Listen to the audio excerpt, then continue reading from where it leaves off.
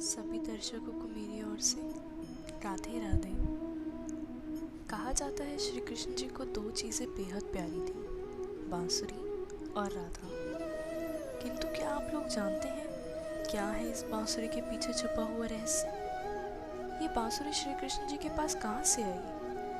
आखिर क्यों उनको वो इतनी प्रिय थी? राधा और बांसुरी का आखिर क्या संबंध है? और इतनी प्रिय बांसुरी उन्होंने बजाना क्यों छोड़ दी? जी हाँ, ठीक सुना आपने, ना सिर्फ बांसुरी बजाना, कहा जाता है श्री कृष्ण ने अपनी बांसुरी को तोड़ भी दिया था। इन प्रश्नों का उत्तर जानने के लिए इस वीडियो को आखिरी तक जरूर देखें। द्वापर युग में जब श्री कृष्ण ने धरती पर जन्म लिया तो सभी देवी देवता श्री कृष्ण का मनुष्य रूप देखने के लिए बेहद उत्साहित थे। एक बार श्री कृष्ण के प्रिय शिव जी ने भी उनसे मिलने का निर्णय लिया और शिव जी ने श्री कृष्ण के लिए एक उपहार लेने का सोचा। शिव जी ने महर्षि दधिर्ची की हड्डी को घिसकर एक सुंदर बांसुरी का निर्माण किया और वही बांसुरी श्री कृष्ण को भेंट स्वरूप दी। इसलिए श्री कृष्ण जी को वो बांसुरी बेहद प्रिय थी। ऋषि दधिर्ची वही ऋषि हैं जिन्होंने धर्म के लिए अपने शरीर को त्याग दिया था और अपने शरीर की सभी शक्तिशाली हड्डियों को देवताओं को दान किया था।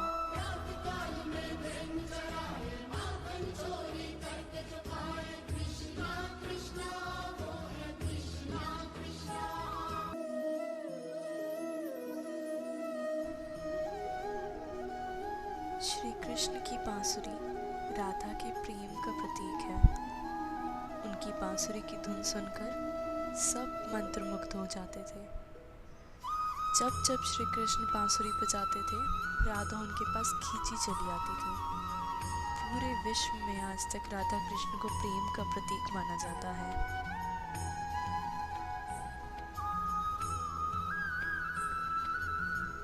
किंतु एक समय बाद श्री कृष्ण राधा से पहली बार अलग हुए। वो घड़ी तब आई जब कंस ने बलराम और श्री कृष्ण को आमंत्रित किया था। मथुरा से जाने से पहले श्री कृष्ण राधा को मिले। राधा रानी ने उनसे कहा, भले ही आप मुझसे दूर जा रहे हैं, किंतु मेरे हृदय में सदैव आपका ही वास होगा प्रभु। और राधा रानी को अलविदा कहकर श्री कृष्ण वहां से चल दिए।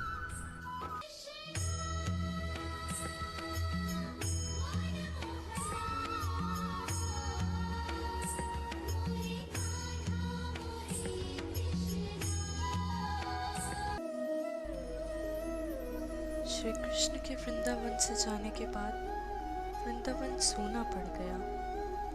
कुछ समय बाद कृष्ण जी का विवाह रुक्मणी से हुआ और कहा जाता है राधा रानी का भी विवाह यादव से हुआ।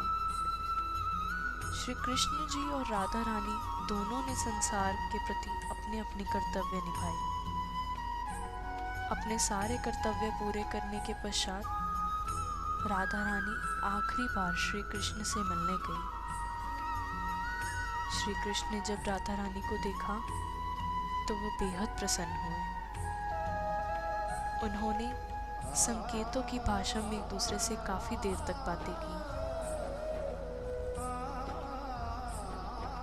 उस समय श्री कृष्ण द्वारका में रहते थे। द्वारका में राधा रानी को कोई नहीं पहचानता था। राधा के अनुरोध करने पर श्री कृष्ण ने महल में राधा को देविका के रूप में नियुक्त किया। राधा रानी महलों के कार्यों को देखती थी और मौका मिलते ही श्री कृष्ण जी के दर्शन कर लेती थी। लेकिन महल में राधा रानी श्री कृष्ण के साथ पहले जैसा आध्यात्मिक जुड़ाव महसूस नहीं कर रही थी। इसलिए उन्होंने महल से दूर जाकर फिर से आत्मिक संबंध स्थापित करने का निर्णय लिया।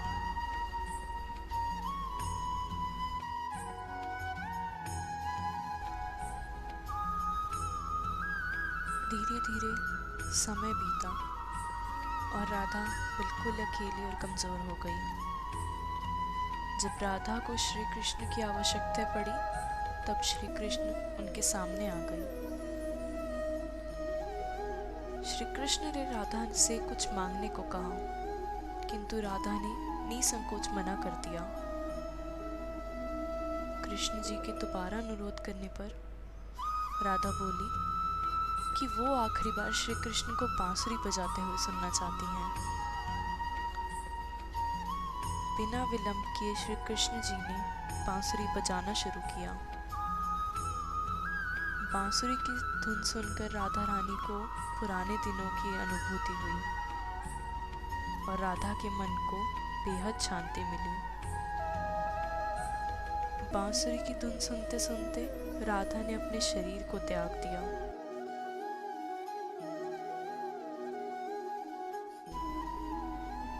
श्री कृष्ण जानते थे कि उनका प्रेम अमर है। इसके बावजूद वे राधा की मृत्यु को बर्दाश्त न कर सके और उन्होंने बांसुरी न बजाने का निर्णय लिया तथा प्रेम के प्रतीकात्मक रूप में उन्होंने बांसुरी को तोड़कर फेंक दिया।